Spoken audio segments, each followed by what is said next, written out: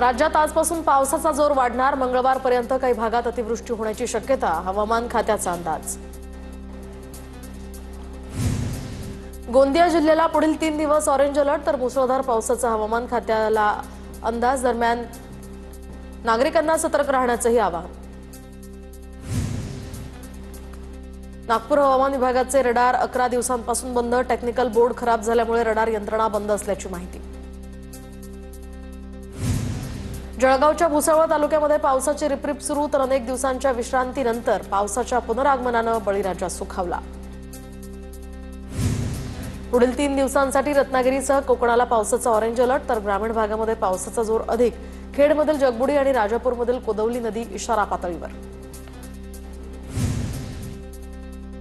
रत्नागिरी जिल्ह्यातील लांजा तालुक्याला पावसानं झोडपलं। लांजा तालुक्यातल्या ग्रामीण भागात सध्या पावसाचा जोर जास्त।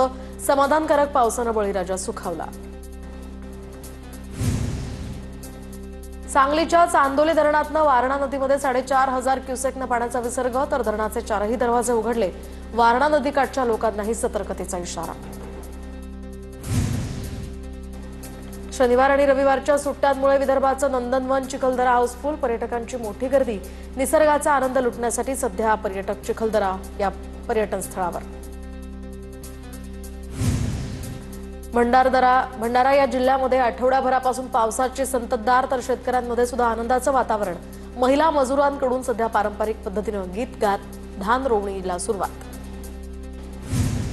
गोंदिया जिल्ह्यामध्ये 2000 शेतकऱ्यांना 302 कोटींचं कर्ज वाटप। 550 कोटी रुपयांचे पीक कर्ज वाटप करण्याचं हे उद्दिष्ट। वाशिममध्ये अतिवृष्टीची नुकसान भरपाई मिळण्यास सुरुवात। आतापर्यंत 40% शेतकऱ्यांना लाभ। वाशिम जिल्ह्यातील शेतकऱ्यांनाही दिलासा। गोंदियात पावसाची संततधार सुरू असल्यामुळे शेतीच्या कामांना वेग। 15,915 हेक्टर क्षेत्रावर धान पिकाची लागवड। सोलापूर जिल्ह्यातील करमाळा या तालुक्यातल्या पांगरे इथल्या खडी क्रशर चालवणाऱ्याला 33 लाख रुपयांचा दंड, तर फक्त 300 ब्रास उत्खननाचाच दंड आकारला। महसूल मंत्र्यांकडे तक्रार करणार। तक्रारदार अतुल खुपसे यांची प्रतिक्रिया। राज्यात आनंदाचा शिधा सध्या केवळ कागदावरच। दीर्घकाळापासून कोणताही शिधा न मिळाल्यामुळे शिधापत्रिकाधारकांमध्ये तीव्र नाराजी। जळगावच्या भुसावळ नगरपालिकेकडनं शहरात अतिक्रमण मोहीम, तर आठवडे बाजारामध्ये परिसरातील अतिक्रमणावर कारवाई। पालिका प्रशासनाच्या वतीनं पोलीस बंदोबस्तात अतिक्रमण हटवलं। सोलापूर जिल्ह्यातील करमाळा तालुक्यातल्या उमरड पोकळज दरम्यान रस्त्याची दुरावस्था, तर केबल टाकण्याच्या कामांमुळे रस्त्यावर माती पसरल्यामुळे वाहन चालकांना त्रास। खेड तालुक्यातील पश्चिम विभागातील एसटी बसेस सेवा बंद करण्याचा राजगुरुनगर आगाराचा निर्णय। रस्त्यांच्या दुरावस्थेमुळे बस सेवा बंद करण्याचा हा निर्णय। बीडच्या माजल गावात ढकलून दिल्यामुळे 50 वर्षीय व्यक्तीचा मृत्यू। रोडवर पडल्यामुळे गंभीर जखमी झालेल्या व्यक्तीचा मृत्यू झाल्याची माहिती। माजलगाव शहर पोलीस ठाण्यात खुनाचा गुन्हा दाखल करण्याची प्रक्रिया सुरू।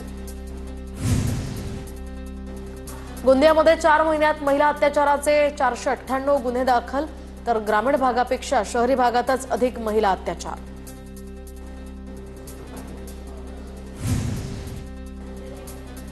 बीडच्या तळेगावमध्ये 4 तरुणांकडून आता एकाला बेदम मारहाण। डोक्यात काचेची बॉटल फोडल्यामुळे तरुण गंभीर जखमी। बीड ग्रामीण पोलिसात 4 विरोधात गुन्हा दाखल। जळगावच्या फुलगावात गावठी पिस्तूल बाळगून दहशत निर्माण करण्याचा प्रयत्न। आरोपीला अटक, तर स्थानिक गुन्हे शाखेची कारवाई। नागपुरात दुचाकीवर स्टंट करतानाचे व्हिडिओ व्हायरल। एकाच व्यक्तीनं 2दा स्टंट केल्याचंही उघड। वाहतूक पोलिसांकडून गंभीर दखल घेत कारवाई।